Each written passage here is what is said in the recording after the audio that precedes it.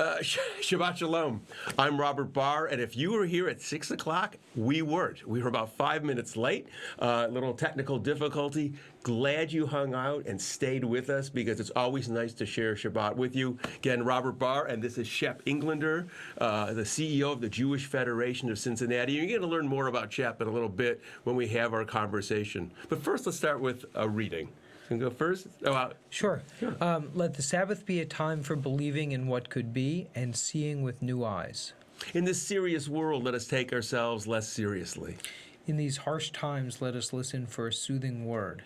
While the world around us unfolds in an instant, let us judge each other a little more slowly. Let the Sabbath shine a light into a corner of ourselves where hope is renewed. Let us remember a reason to be joyful and a way to be gentle. Let the Sabbath be a time for opening up. Let us find strength in our dreams and trust in our strength. Well, technical difficulties, that's part of having technology. But what's really nice is we've had technical difficulties before, but people stick with us. It's like when the heat and the cooling in the congregation hasn't worked, people take off their jackets. And when we have technical difficulties, our community of folks stick around because they know we're really working hard at it. So I'm glad you're here. Technology is the vehicle to create community. It's not the purpose of our Jewish community. It's our microphone. It allows us to share with people around the world, some who watch live at 6 o'clock or at tonight, 6:05, and some of you who are going to watch it in a recording format some other time. Some people work on Fridays. Some people are still at work if you're on the West Coast. So it's really great that we have technology to allow us to interact and become part of a community.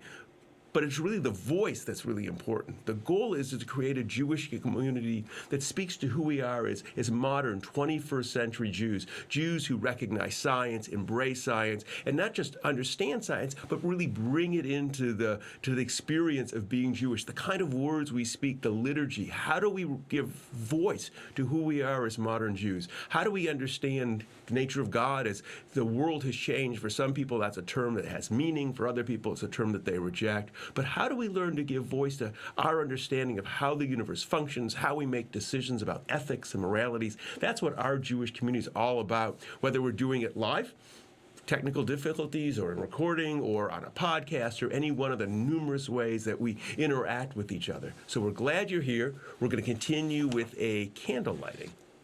So if you want to... Night seeps up from the ground, light falls from the stars, distant, icy, ancient, beyond all who came before. But the light of the Sabbath is warm. The light of the Sabbath is ours. The light of the Sabbath is of this time, of this place, of lives that know the past only in a dream. As we kindle these lights, we create a place of warmth. As we kindle these lights, we welcome this time for reflection. As we kindle these lights, we stake our claim. And while these lights burn, the time is ours. Baruch ha'or ba'olam, blessed is the light within the world. Baruch ha'or ba'adam, blessed is the light within each person. Baruch ha'or ba'Shabbat, blessed is the light of the Sabbath.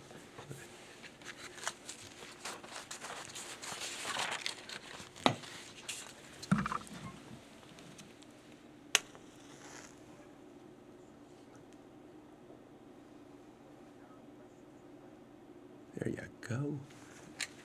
Thanks. So I said, this is Shep Englander. I've known Shep for about 11 years. And he is the CEO of the Jewish Federation of Cincinnati. And we have a lot of ground to cover tonight. This is live, and there's someone that watching the computer. So if you have questions, you can throw them in. The reason we're doing it in part is because the Jewish Federation and Beth Adam and our Jewish Community.org are co-sponsoring a program. Rabbi Rami Shapiro is going to be in. There's going to be a video interview with him. He's going to do a couple streaming services with me, too. We'll do one live and a couple pre-recorded. So we're doing that. And that's what brought you here. So the first thing is, what's a Jewish Federation? Some people probably, may have heard of it, they don't know it. So if you just sort of give a lot of people, when they hear Federation, they think of Star Trek. I personally was a big Star Trek fan growing up, but...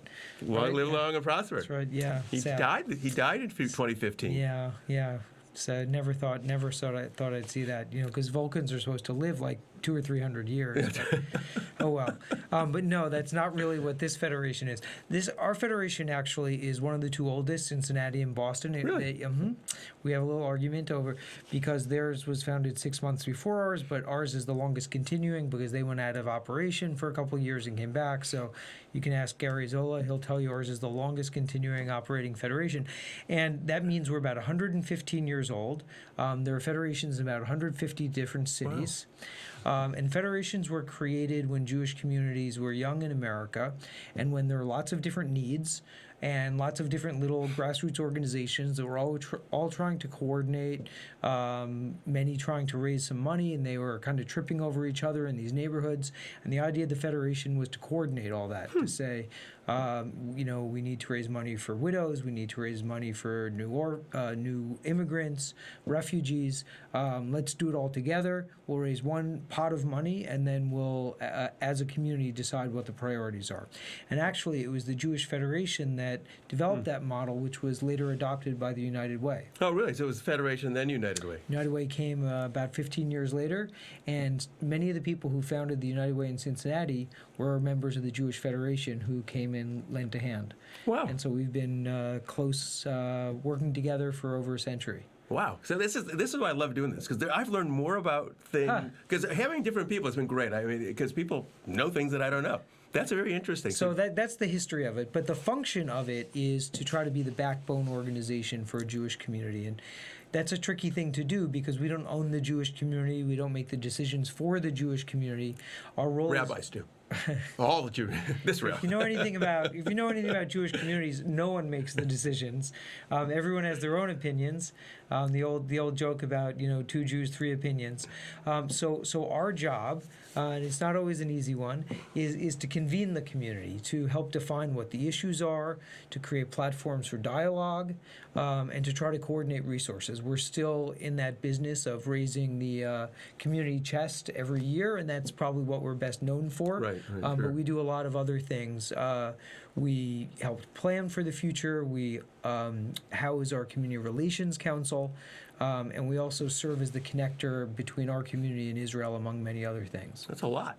A lot of stuff. It is. That's why you're always running around and you're always busy. It's why I'm never bored, and why I'm excited to have a great team, both of staff and volunteers. We have about 300 active volunteers. Wow. And about 3,000 supporters financially. Mm-hmm. I was going to you have 3,000 people on staff. I was going to. We have about 30 people on staff. And 3,000 supporters. That's great. Yeah.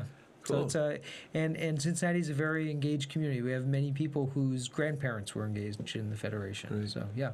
That's great. So now we're going to. So now that you have no questions about federation, got a sort of sense of it. We're going to sort of push the. So given that the federation is really charged with being the backbone and thinking, you're an expert in sort of Jewish community. I mean, that's you. And why we're bringing Shapiro in is to talk about what's happening, because certainly the Jewish community is going through. The Jewish community always goes through transformation. I mean, Rami and I actually wrote an article. It's on E-Jewish philanthropy. Didn't you see it? You should. I'll send it to you. Yeah, and part of our argument is that the gnashing of teeth is sort of silly. Judaism is, by definition, an evolving experience. The question is, when you're living in the moment and the change is taking place, it's awkward because old institutions may have to die out, new institutions have to arise. Demographics are changing, the way we view ourselves changes. When the German Jews came here, to the Sephardic Jews, the Jews who didn't like the German Jews, and when the Polish Jews, the 1830s, right, yeah. And then when the Polish Jews came, the German Jews. I mean, we keep on. So what do you see the future as? We're going through this change. Synagogues are going through changes. Look, we have an online synagogue. We know affiliation rates are dramatically different than they've ever been. Engagement is dramatically different. So what are like 3 big things that you're seeing, thinking about right now, worried about, wakes you up in the middle of the night? Or makes you feel good in the middle of the night? Yeah, I was just mentioning before we got started that we were in Boston and we went to Brandeis and we met with one of the main researchers, and he pointed out that exactly what you said, that much of the panic is premature. there's always been a lot of change. So, for example, we spent a couple decades being very worried, is intermarriage going to be a problem? And it's clear that intermarriage is here to stay, and that you can think about it as a problem or not a problem, but it will change the character of our community, and there'll be many wonderful things about it. It will bring diversity into our community. We're going to become multiracial and more multilingual and more diverse, and there'll be more people in Jewish households. Not all of them will identify themselves as religiously Jewish, but they'll all be linked to the Jewish tradition. So is that better or worse? It depends on your perspective. Right. Oh, that's interesting. So we were meeting with Rabbi Len Sachs, okay. who said, and another thing he said was, everyone's concerned about the affiliation rate with congregations. He said there's actually more people who walk through congregations today than there were a couple decades ago. There are just fewer people who are paid members. Right. So he said it's not a question of whether there's interest in congregations. It's a business model question. How do we pay for congregations? Right. So it's interesting because that becomes a whole new dynamic, and certainly in cities, whether it's Cincinnati or nationally, because I just read, the day school movements, the umbrella organizations are beginning to merge. So, the conservative movement and the reform movement and a couple others, even modern Orthodox, I think, have come together in the day schools to figure out how to come up with new models. And I think what's interesting is there's this sort of shifting sands. There's changes. There's an ultra-Orthodox community that oftentimes is a bit more separate. The modern Orthodox community is often is part working together. And then the secular, the nuns, the not involved, who don't identify, and I think who are not religiously identified, and we have this, and are culturally Jewish but call themselves Jewish and may not affiliate. So we have this whole range of stuff that's going on, and how we all interact. I think, the folks at Beth Adam and ourjewishcommunity.org represent probably the left wing, if you will, of things, and it's really exciting to see sort of the scope. It's possible, but the business models become a challenge oftentimes. Right, absolutely, no question.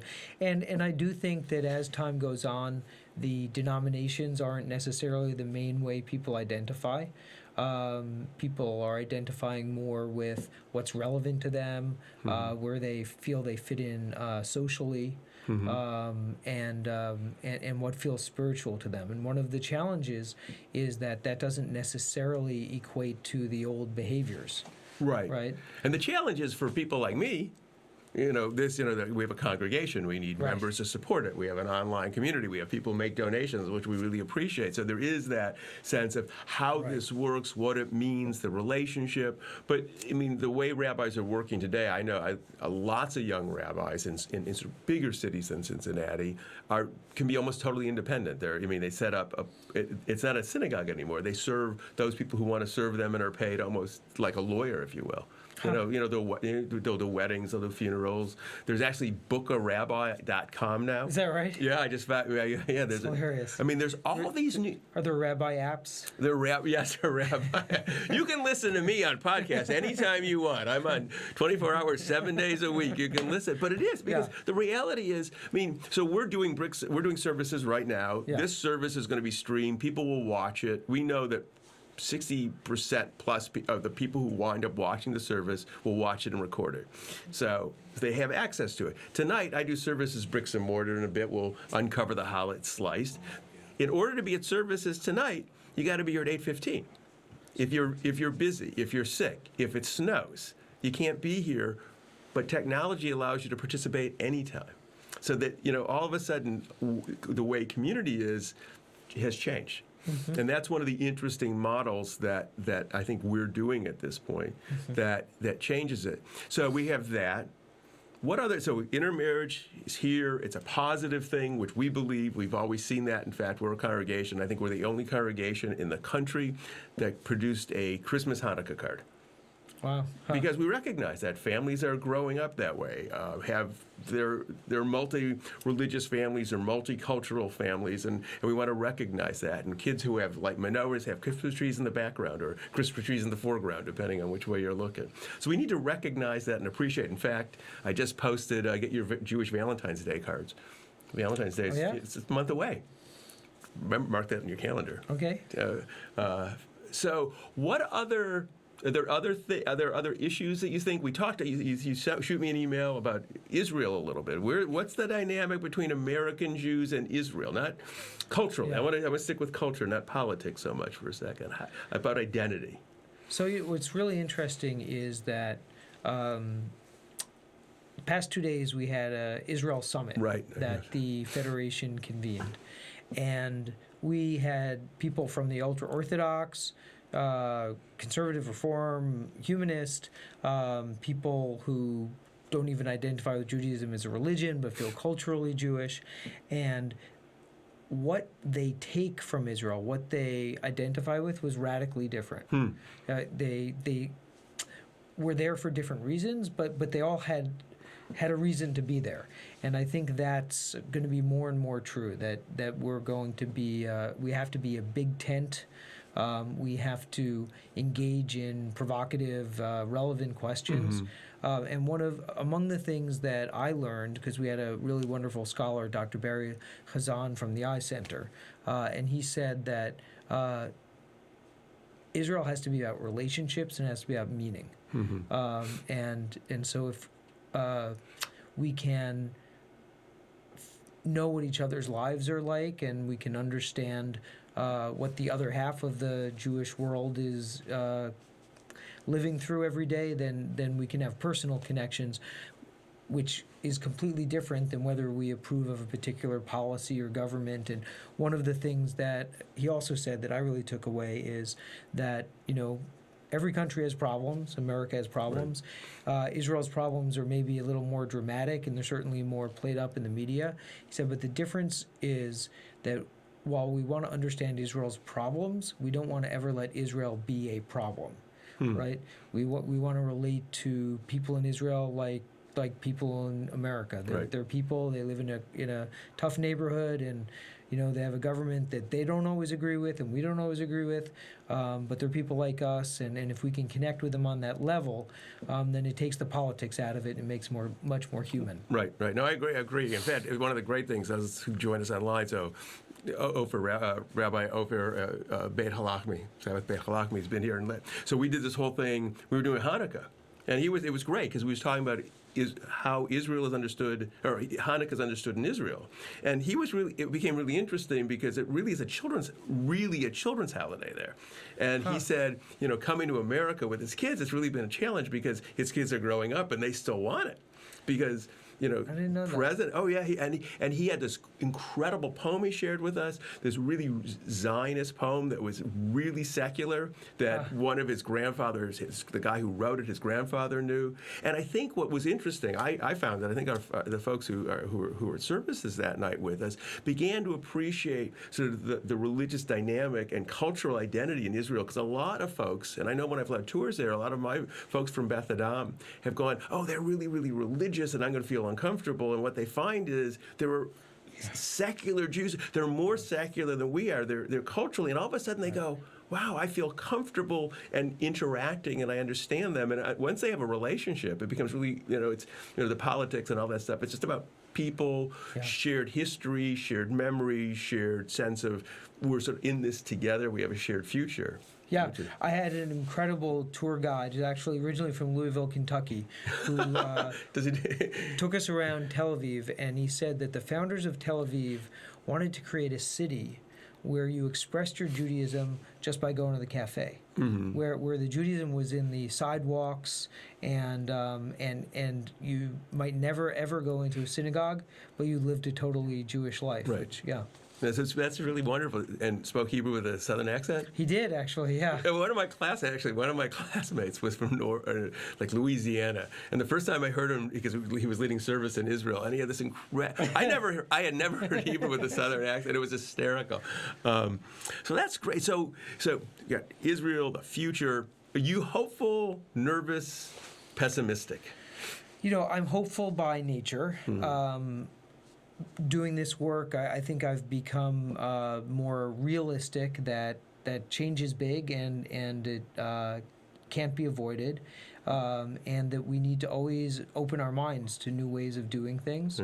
The Jewish people have been around for thousands of years. They've gone through many tough times and changes, and while we don't know where all these changes are leading, we know that Jews have more freedoms, more self-confidence, and more options than perhaps any other time in history. So how would you put that with sort of the events in France? So I remember after was it last year? It was really about the anti-Semitic events in France. So how do you put anti-Semitism in this when you say that? Because I think that's a issue. I think anti-Semitism is a real issue, especially in certain places like parts of Europe. I think the experienced anti-Semitism in America is actually probably less than maybe any generation of Jews has ever experienced anywhere. And so I think it's very specific, location specific. And I also think we have less of a problem of anti-Semitism and more of a problem of world polarization and extremism, and Jews getting sort of caught up in the crossfire of that. Right.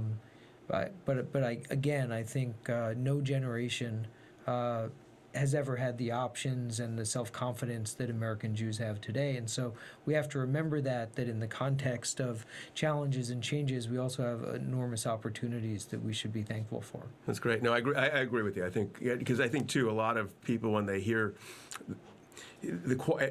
anti-Semitism qualitatively has changed in America, too. My dad used to tell me he got beat up. And he says, so, the people would chase you. It was a different kind of experience, where today we live in neighborhoods where Jews never lived before. People are being hired in all kinds of companies where Jews once were never hired. We live in a very open society. We're very... And yes, and I think if in most neighborhoods, in most workplaces, if someone said or did something anti-Semitic, I think the non-Jews would stand up. Right. I think, yeah, right? I agree. And that's really new. It's not just an absence of hostility. I think there's an active embrace and acceptance of Jews and a rejection of anti-Semitism and those attitudes that has been rare in world history. That's good. One thing you could change about the Jewish community, what would it be? Other than making me the head of it.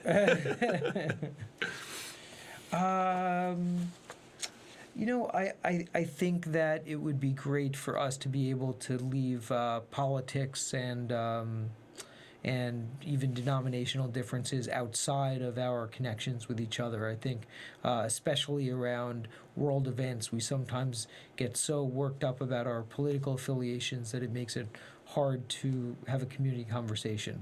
And so, hopefully America's political polarization will subside, and along with it, will be less affected by it. Well, that's interesting. That's great. Well, I really appreciate you being here. I hope, were there any questions? Okay, that's good. We're sitting there, we're reading. There's some lots of comments. Lots of comments. Okay, so those of you who commented, whether you've commented right now or you're going to comment when you watch in later on if you watch an archive. So Chef's going to, you can read these. Yeah, I'm looking forward to reading the comments. Because this is it's a different experience, because I think what's nice is, what's been great having different people doing services with all of us is it's a chance to learn. It's getting different perspectives. Your perspective as a Jewish professional, as working with a diverse Jewish community in Cincinnati, is different than mine as working in one congregation, working in a progressive voice, versus Rachel, Rabbi, when she's been here, her viewpoint, or Ophir's viewpoint, or Sharon Dittmar's viewpoint. We have different viewpoints, and it's really nice to be able to share those things, because we all grow from it. I mean, the goal here in the conversation is really to do what you said, is leave our politics outside the door. That's how we're going to grow, is to be able to listen to each other, and actually listen versus listen, trying to figure out what our argument's going to be before you've even finished saying it. I mean, there are people who you watch them, they're trying to argue with you before you finish the first sentence, right? The goal is, and then the question is, if anything is said that makes us uncomfortable, the first thing we should ask ourselves is, what is a challenge inside me? What did one of us say that made it go, because then we need to explore ourselves versus argue with you why whatever you said was something that made us uncomfortable. So I'm delighted you're here. I'm delighted we're sharing Shapiro together. Yeah, I'm so glad to be able to be part of Rabbi Rami Shapiro's. I've gone and visited his congregation several times Right. in my life, and I've been a big fan of his. I think I've read most of his books. He's got like 20. I've probably read. No, he's up to More? 30 Is now. he 30? Yeah. Okay, so I may have fallen behind, but He's I've going to test you. But no, he's a really fun, and he's very much about what we've talked about Right. making Judaism real, relevant, personal. So Right. yeah, So it's great. And we were study partners. you're a lucky Yeah, guy. so I've known. So it's going to be great. He's going to be in town. And for those of you who are online, we're going to do, as I said, we'll do a streaming service and then a video interview with him. And those who live in Cincinnati, he's going to do a Sunday morning presentation. And I'll be there. Good. It'll be great. So we're going to continue with the challah reading. So we're going to uncover it. So this is a big deal because you have to understand, we don't always have the freshest of challah.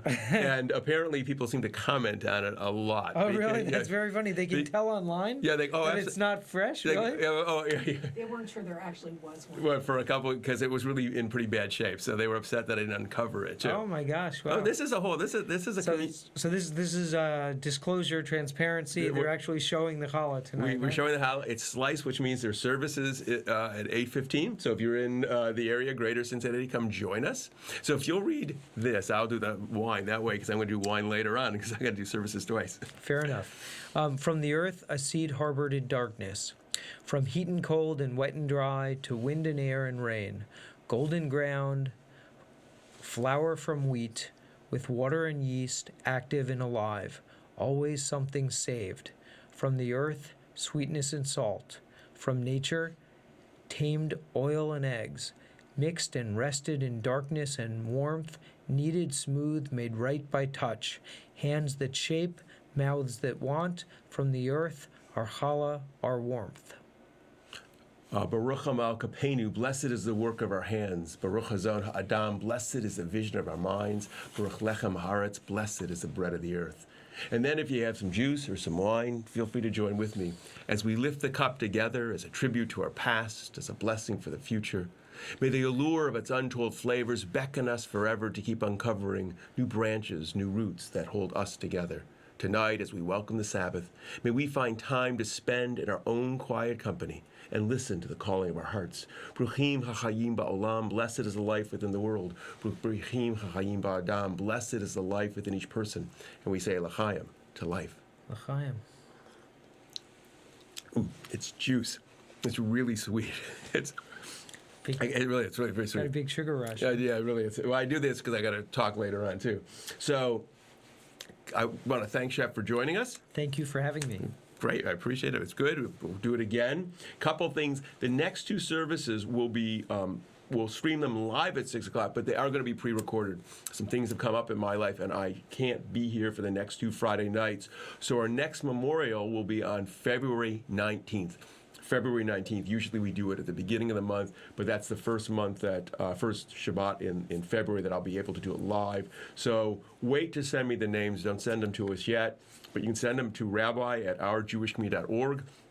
And the week of the 19th, I will post it online and remind you about doing that. February 19th, too, is going to be the service that Rabbi Robbie Shapiro is going to be doing with me live, so join us then.